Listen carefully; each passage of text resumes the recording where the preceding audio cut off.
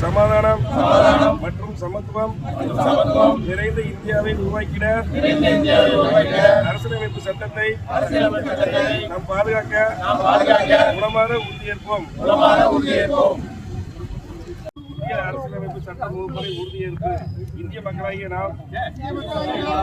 இந்திய நாட்டின் இறையாண்மையும் சமய சார்பின்மையும்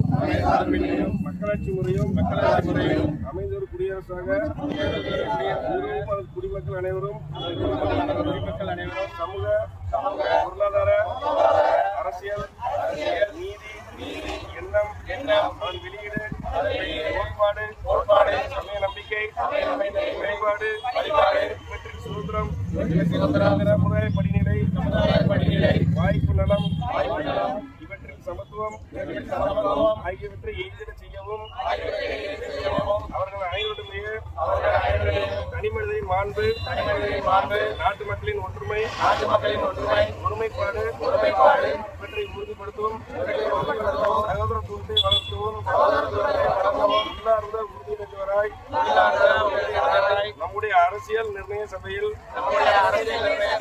1949 நவம்பர் 26ஆம் நாளாகிய இன்று